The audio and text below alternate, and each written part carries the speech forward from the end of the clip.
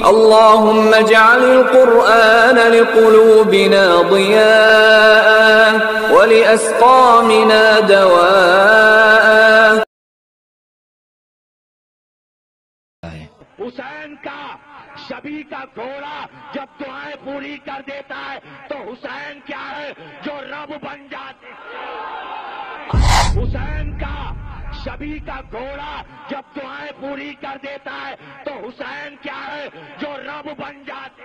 دیکھیے، سب سے پہلے تو میرا عقیدہ سماعت فرمائیے. میرا یہ عقیدہ ہے کہ مشکل کشا، حاجت روا، دستگیر، داتا، غریب نواز، گن شکر، غوث آدم، علیم بذات الصدور اور سمیع الدعا صرف اور صرف یکتا اللہ تبارک و تعالیٰ کی ذات ہے. مگر بڑے افسوس کی بات ہے، یہ تمام اللہ والے اختیارات ہم نے اس کی مخلوق میں منتقل کر دیے صرف اپنی روزی روٹی کمانے کے لیے. اور ایک بڑی تحقیق کے مطابق آج کے دور میں ماہ محرم میں پاکستانی ہندوؤں کی شرح 60% سے تجاوز کر جاتی ہے، جو گوروں کی اسی طرح عبادت اور تعظیم کرتے ہیں جیسے ہندو گائے کی. اب چاہے اپنے آپ کو مسلمان ہی کیوں کہلوائے، کیونکہ رسول اللہ صلی اللہ علیہ وسلم نے فرمایا من تشبہ بقوم فہو منہم، جس نے کسی دوسری قوم سے مشابہت اختیار کی تو وہ انہی میں سے ہوگا، یعنی اس کا انجام بھی وہ ہوگا جو ان کا انجام ہوگا. اب آپ نے مشابہت اختیار کی ہے ہندوؤں کی، فرق صرف یہ ہے کہ ان کے پاس گائے ہے اور آپ کے پاس گورا. جس طرح ہندو گائے کی تعظیم کرتے ہیں یہاں تک کہ اس کے فضلے کو بھی ضائع نہیں ہونے دیتے، اسی طرح یہ لوگ گورے کی اس سے بھی زیادہ تعظیم کرتے ہیں. اتنا شاید انسان کو کھانے کو نہیں ملتا جتنا انہیں کھلایا جاتا ہے. بناؤ سنگار کر کے پھر اس کے ایک ایک قدم پر کئی جانور قربان کیے جاتے ہیں. اور ظالموں، جتنی قدر تم گورے کی کرتے ہو شاید اتنی تم اللہ کی قدر کرتے تو ضرور فلاح پا جاتے. وما قدر اللہ. اور یہی وجہ ہے کہ گورے کی عبادت کرنے والے پھر گدھے ہی ہوگے، انسان تو نہیں. اور وہ گورا یہ دیکھ کر مسکراتا ہوگا کہ کتنے بے وقوف ہیں یہ لوگ کہ بجائے مجھ سے کام لینے کے، مجھ پر سواری کرنے کے، مجھے اتنی عزت دے رہے ہیں جتنی معاشرے کے کسی بھی فرد کو نہیں دی جاتی. اور کبھی تو یہ دیکھ کر خون کے آنسو روتا ہوگا کہ مجھے رب کے درجے تک پہنچا دیا. گفتگو آپ نے سنی کہ اگر امام حسین رضی اللہ تعالیٰ عنہ کا گورا دعا قبول کر سکتا ہے تو کیا امام حسین رضی اللہ تعالیٰ عنہ کو رب کہنا یہ رب کی توہین تو نہیں؟ تو دیکھیے، سب سے پہلے تو امام حسین رضی اللہ تعالیٰ عنہ کو رب کہنا یعنی کیا ہوا کہ اگر امام حسین رضی اللہ تعالیٰ عنہ رب ہوئے تو پہلی بات تو یہ کہ ہم اس کو تسلیم نہیں کر سکتے، کیونکہ ہم تمہاری طرح چند ٹکڑوں کے بکاری نہیں. ہم عزت والے اور غیرت مند مسلمان ہیں. جس طرح اللہ اپنا شریک برداشت نہیں کر سکتا اسی طرح ہم بھی اس کا شریک برداشت نہیں کر سکتے. یہ جس طرح شیر خدا علی رضی اللہ تعالیٰ عنہ کو فرضی رب کہنا، اس پر میں پہلے سے ہی درس دے چکا ہوں، دوبارہ گفتگو کرنا مناسب نہیں، کیونکہ میں نے اس درس میں کافی دلائل سے گفتگو کی ہے اور آپ اسے سن بھی سکتے ہیں کہ اپنے خالق کی 10 نشانیاں.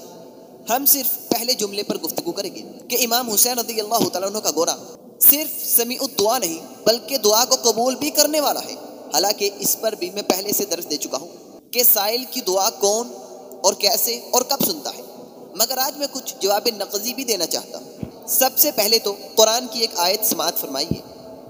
اللہ تبارک و تعالیٰ ابن آدم سے مخاطب ہے اور ان سے ایک سوال کر رہے ہیں. فرماتے ہیں امن یجیب المضطر اذا دعاہ ویکشف السوء ویجعلکم خلفاء الارض االہ مع اللہ. کون ہے جو بے قرار کی دعا کو قبول کرتا ہے جب وہ اسے پکارتا ہے، اور کون ہے جو اس کی تکلیف، پریشانی اور تنگی کو دور کرتا ہے اور تمہیں زمین کے جانشین بناتا ہے؟ بتلاؤ کہ اللہ کے سوا کوئی اور معبود بھی ہے؟ تو کیا بات سمجھ میں آئی کہ بے قرار کی دعا کو سننا اور اس کے بعد اس کی تکلیف یا پریشانی کو دور بھی کرنا اور زمین میں لوگوں کو خلافت عطا کرنا، جس میں یہ صلاحیت ہو اسے ہی رب کہتے ہیں، اسے ہی الہ کہتے ہیں. تو کیا اللہ کے علاوہ کوئی اور الہ ہے؟ اب کیا جواب دو گے؟ اگر ہاں تو اللہ کے ساتھ شرک اور کفر ہے، اور اگر نہیں تو گورا کیا محمد صلی اللہ علیہ وسلم بھی کسی کی حاجت کو پورا نہیں کر سکتے. یہی عقیدہ توحید ہے، جس طرح خود محمد صلی اللہ علیہ وسلم کو قرآن نے تعلیم دی. فرمایا وَإِن يَمْسَسْكَ اللَّهُ بِضُرٍّ فَلَا كَاشِفَ لَهُ إِلَّا هُوَ. اور اگر اللہ تبارک و تعالیٰ اے محمد صلی اللہ علیہ وسلم تجھے کوئی تکلیف پہنچائے تو اس کے سوا کوئی اسے دور کرنے والا نہیں. وَإِن يَمْسَسْكَ بِخَيْرٍ فَهُوَ عَلَى كُلِّ شَيْءٍ قَدِيرٌ. اور اگر وہ تجھے کوئی بلائی پہنچائے تو وہ ہر چیز پر پوری طرح قادر ہے۔ اے محمد صلی اللہ علیہ وسلم، اگر آپ پر بھی کوئی تکلیف یا پریشانی آتی ہے تو آپ خود اس تکلیف اور پریشانی کو دور نہیں کر سکتے، اپنے اوپر آئی ہوئی پریشانی کو دور نہیں کر سکتے، تو ہماری تکلیفوں اور مصیبتوں کو کیسے دور کر سکتے ہیں؟ بھائی قرآن پڑھو، قرآن۔ اچھا پھر اللہ تبارک و تعالیٰ فرماتے ہیں، اور یہ ہے بھی انسان کی فطرت کہ جب اسے کوئی بیماری لگ جاتی ہے، کوئی تکلیف یا پریشانی اس پر آتی ہے تو پھر اٹھتا بیٹھتا چلتا پھرتا یا علی مدد کے نعرے نہیں لگاتا، یا رسول اللہ مدد کے نعرے نہیں لگاتا، پھر صرف اللہ اللہ ہی کرتا ہے۔ اور اسی حالت میں انسان کو یہ بات معلوم ہو جاتی ہے کہ اس کا حقیقی معبود کون ہے، پھر اللہ اللہ پکارتا ہے، اس سے دعائیں مانگتا ہے، اس کے آگے سجدے کرتا ہے۔ لیکن جب اللہ تبارک و تعالیٰ اس کی بیماری کو دور کر دیتے ہیں، اس کی تکلیفوں اور مصیبتوں کو دور کر دیتے ہیں، تو پھر تو یہ انسان ایسے ہو جاتا ہے جیسے کبھی بیماری میں اس نے اللہ کو پکارا ہی نہیں تھا، پھر دوبارہ سے یا علی مدد کے نعرے شروع ہو جاتے ہیں، پھر دوبارہ سے یا رسول اللہ مدد کے نعرے شروع ہو جاتے ہیں۔ کتنا بڑا دھوکہ ہے اللہ سے۔ بیماری کے وقت اسے پکارو اور خوشحالی کے وقت تم نے اپنا الہ ہی بدل لیا۔ میں پہلے بھی کہہ چکا ہوں، الہ وہ ہوتا ہے جو مدد کر سکے، جو بیماری کو دور کر سکے، جو بے قرار کی دعا کو سن سکے، اور جو تمہیں زمین میں بادشاہت عطا کرے، جو تمہیں زندگی دے، جو تمہیں موت دے، جو تمہیں رزق اور اولاد جیسی عظیم نعمتوں سے مالا مال کرے، اسے ہی الہ کہا جاتا ہے۔ لہذا یہ تو تھی قرآن کی گفتگو، اور بھی اس موضوع پر بہت سی آیتیں ہیں، لیکن وقت کی مناسبت کے لحاظ سے اتنی ہی کافی ہے۔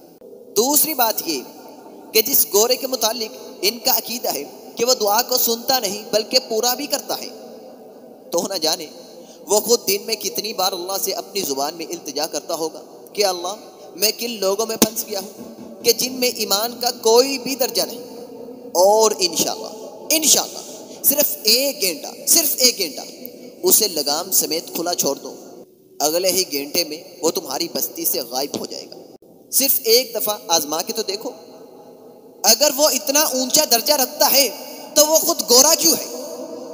اشرف المخلوقات تو انسان کو کہا گیا ہے، اس لحاظ سے تو ہم اس سے افضل ہوئے۔ کیا اس کا دل نہیں کرتا کہ وہ انسان بنے اور پوری آزادی کے ساتھ زندگی گزارے؟ مگر افسوس کی بات ہے کہ تم نے تو اسے قید کر کے رکھا ہے، نہ وہ اپنی مرضی کے مطابق کھا سکتا ہے، نہ اپنی مرضی کے مطابق چل سکتا ہے۔ لوگوں کے ہجوم میں اس کو گھبراہٹ بھی ہوتی ہوگی، 24 گھنٹے اس کی لگامیں تمہارے ہاتھ میں ہوتی ہیں۔ آخر وہ تمہاری رہنمائی کرتا ہے یا تم اس کی رہنمائی کرتے ہو؟ کیسا ادب ہے اس کا جس کا اتنا اونچا مقام ہو؟ دیکھیے، انسان ہو کر، اشرف المخلوقات ہو کر جانوروں کی عبادت کرنا، ان کے بارے میں وہ عقیدہ رکھنا جو عقیدہ اللہ کے بارے میں رکھا جاتا ہے، تو اللہ کی قسم ایسے لوگوں کو انسان کہنا بھی انسانیت کی توہین ہے۔ اگر وہ دعا سنتا ہے تو کربلا کے میدان میں جب اس کے مالک کو بے دردی سے ظالموں نے شہید کر دیا تو کیا وہ اس وقت صرف تماشا دیکھتا رہا؟ نہیں، بلکہ بقول تمہارے اس گورے کو بھی دشمنوں نے بے دردی سے زخمی کر دیا، تو جنہوں نے اس وقت ان کے دشمنوں کے لیے بد دعا کی تھی بقول تمہارے، تو پھر تو فوراً ان کے دشمنوں کو ہلاک ہو جانا چاہیے تھا، مگر ایسا بالکل نہیں ہوا، کیونکہ انہی کی نسل سے آج یہ لوگ ہم تک چلے آئے ہیں، اور ضرور ان کو ہلاک کر دینا چاہیے تھا تاکہ یہ کفر اور شرک کا ڈیر آج ہم تک نہ پہنچتا۔ کیا ہمیں رسول اللہ صلی اللہ علیہ وسلم سے محبت نہیں؟ اللہ کی قسم سچی اور یقینی محبت ہے، لیکن ہم نے تو کبھی رسول اللہ صلی اللہ علیہ وسلم کی اونٹنی کی نسبت ایسا کچھ بھی نہیں کہا، نہ ہم نے اس کی مشابہت میں کوئی دوسری اونٹنی تیار کی۔ بات صرف اتنی ہے کہ جسے اللہ تبارک و تعالیٰ گورے کے ذریعے گمراہ کر دے اسے کوئی ہدایت نہیں دے سکتا، اور مرے ہوئے سے مانگنے والا اپنی عقل زائل کر چکا ہوتا ہے۔